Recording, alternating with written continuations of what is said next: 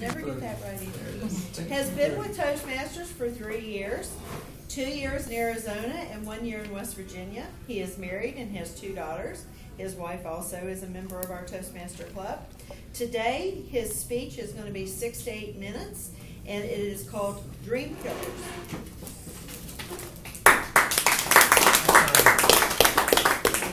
Thank you, Madam Toastmaster. Fellow Toastmasters,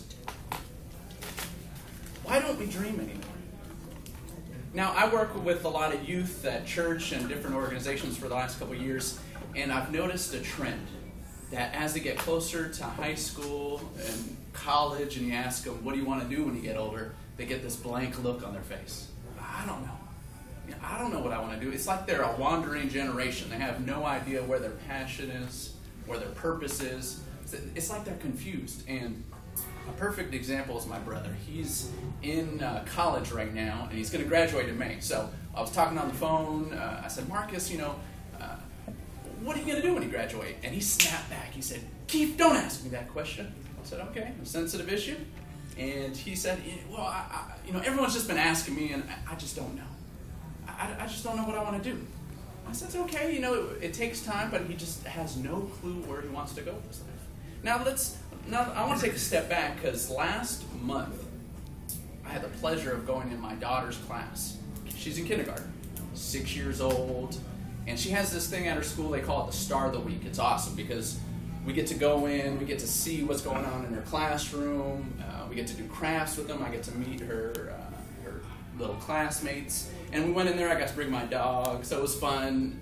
And we had normal conversation that you can have with an adult and kindergartner. I said, I asked one of the little boys, I said, what do you want to be when you grow up? And he, real quick, there was no hesitation, he said, I want to be a fireman. And then other kids were like hopping over each other to tell me. And one girl in the back, she said, I want to be an astronaut. And my daughter's like, no, this is my dad. And she's like pulling on my shirt and says, Dad, looking up at me, I want to be a veterinarian. And it kind of hit me. How is this possible that these 6-year-olds have such a great idea and they understand what their dream is? There was no hesitation. They didn't have to think twice. They didn't have to think of how they were going to get there. They just had their dream. So how is it that little old Mia knows without a shadow of a doubt that a veterinarian is what she wants to be? But my brother, who has gone through 16 more years of school, has no clue what he wants to do. No idea. And then it hit me. And it's kind of bothered me ever since then, because what I realized is my daughter's friend Sophie is the one that told me she wanted to be an astronaut. And I realized that maybe not next year, or maybe not 2 years from now, but in a couple years, she's going to tell somebody, you know what, I want to be an astronaut.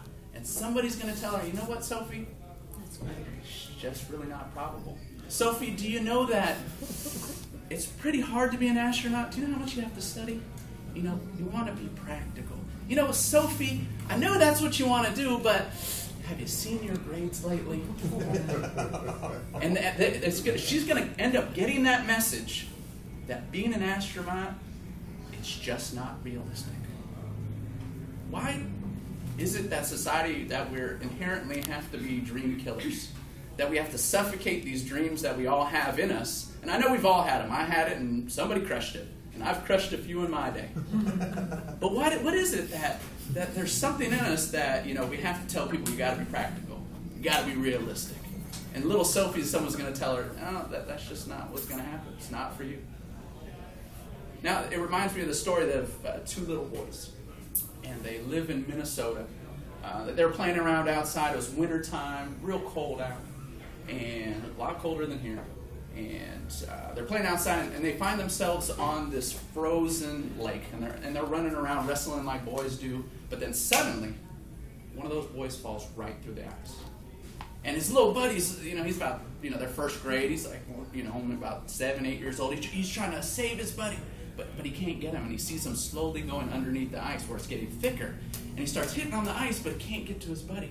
And he looks up, and like great little boys, of course, there's no parents around or anybody that should be watching him, so he's panicking, but he sees this tree far off in the distance. So he makes a mad dash for this tree, climbs up the tree, tears down this huge branch, and somehow manages to drag this branch all the way over to where his buddy is, and takes this branch and starts to savagely just beat this ice until it breaks. And he's able to pull his little buddy to safety, and it's just a miracle. And during this time, the paramedics end up coming. They're there on the scene, and they're able to revive the little boy. So it's a good story. But the paramedics are sitting there. They're just perplexed. They have no idea how this happened. How is it that this little boy was able to save his buddy? How did he rip? They're talking to each other. How did he rip this big branch and drag it all the way over here and break this ice? How is this possible? And a man that was watching this whole ordeal unfold walked over and said, "You know what? I'll tell you how he did it. I'll tell you how he did it." I said, "How? How is this possible?" There was no one to tell him that he couldn't. Wow. Imagine what we could do in life if we didn't have the naysayers. Imagine what's possible. There's so many things that are possible, but in life we run up to all the people that say we need to be practical, that we need to be realistic. This is my one chance on earth, and I don't want to be practical. Okay? I don't want to be realistic. I want to do what I was put on earth to do. I want to be passionate about it. So if you have a goal, if you have a dream, in order to get started, just know that all you have to do is believe that it's possible. Thank you.